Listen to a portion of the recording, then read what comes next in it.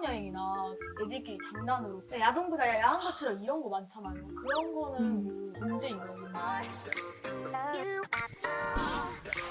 아까 변호사님이 말씀을 해주셨던 것처럼 학교에서는 교육이 조금 아직 많이 부족한 것 같아요. 그리고 성범죄나 아니면 성인지 감수성에 대해서 학생들이 아직 궁금한 거, 어디서 해소할 수 없는 궁금증이 좀 많을 것 같아요. 그렇죠?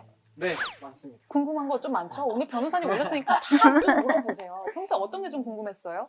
애들이 얼평이나 문평을 하는 그런 분위기였어요. 근데 야 니네 왜 얼평해? 야 니네 그러면 안 돼? 이런 식으로 장난을 이렇게 툭 던졌는데 제게 돌아온 대답은 야 다른 사람 다 해. 이거였단 말이에요. 그럴 때는 어떻게 해야 될까요? 알겠어. 근데 난 싫어. 난 싫어. 우리가 내 얘기하는 거에 너무 부족하잖아요. 그러니까 맞아요. 사회가 그 말하면 되게 튄다고 생각하고 모난 정이 돌맞는다고 얘기하잖아요. 맞으면 어때? 죽진 않아. 그 마인드 장착이 딱 돼서 그거 딱 보여주면 몇 번 하면 잘 안 해요. 연주는 센 거예요. 좋아, 멋져, 매력적이야. 제가 그렇게 다른 사람이어서 했다기보다 나중에 했을 때 그 말을 안 한 거에 대해 막 괜히 찝찝하고 이럴까 봐 무서워가지고 그냥 찝찝하게 겸손까지. 네. 또 궁금한 거 있었어요? 친한 이성끼리 난 동성끼리도 서로 몸을 평가하는 막 혐오하는 그런 농담을 많이 던지잖아요. 그런 거로는 뭐 따로 교육을 받지 않는단 말이에요. 그런 거는 법적으로 어떤 제재가 있나요? 모욕죄라는 그 처벌이나 혹은 명예훼손의 죄로 처벌할 수 있을 수준일 것일 때는 의율이 되겠지만 사실 그 수위가 되게 높아요. 그리고 지금 교육이 안 되고 있다라고 연주 학생이 얘기했잖아요. 학교가 꼭 좀 들었으면 좋겠어요. 교육이 돼야 되는 장르인 거예요. 그 학교들에게 저를 부르라고 말하고 싶네요. 이제 강의까지 탐내십니다.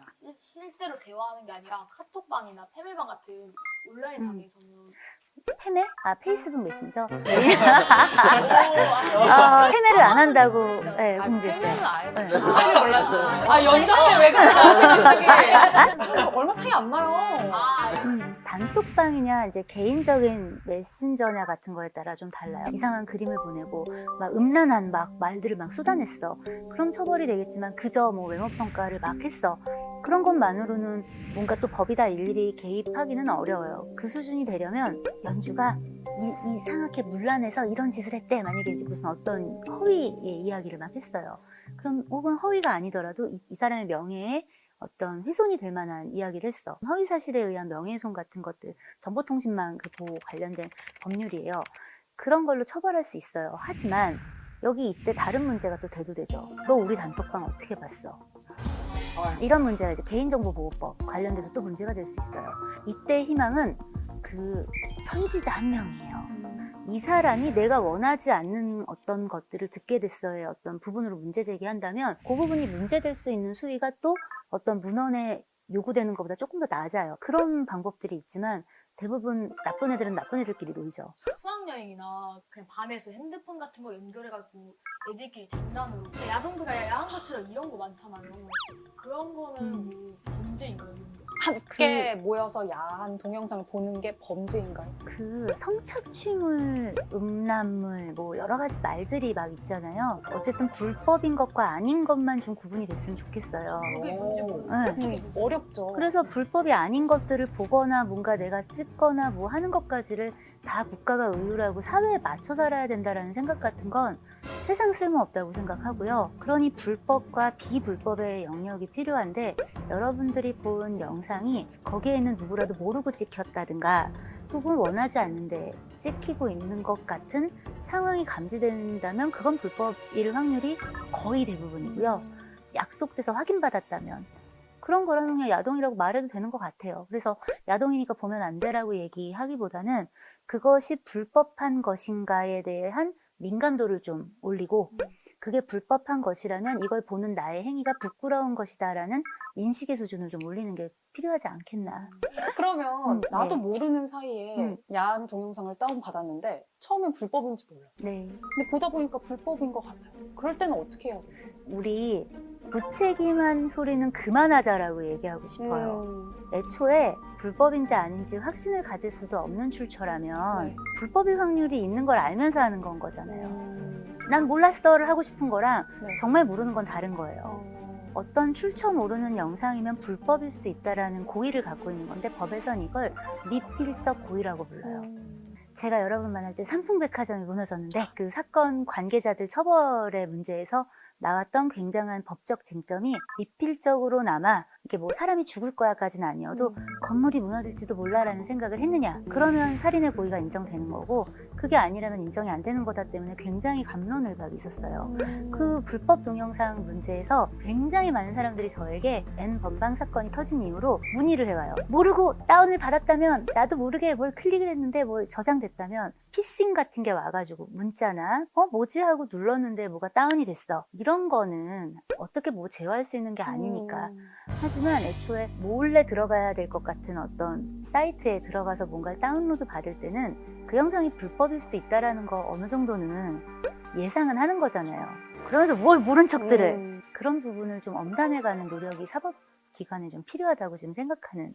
더더군다나 N번방 사건 같은 경우는 몰랐다고 할 수가 없는 그럼요. 거잖아요. 사실 근데 상업 포르노 같은 경우에도 모두가 그런 건 아니겠지만 대부분이 사실 굉장히 남성 중심적인 맞아요. 서사를 담고 있고 폭력적이기까지 하고 그런 경우에는 사실 상업 포르노를 시청하는 것조차도 이런 여성 혐오 문화나 아니면 남성 중심 문화를 더 강화하는데 역할이 있지 않나. 그래서 그런 생각들을 사람들이 막 많이 나눴으면 좋겠어요.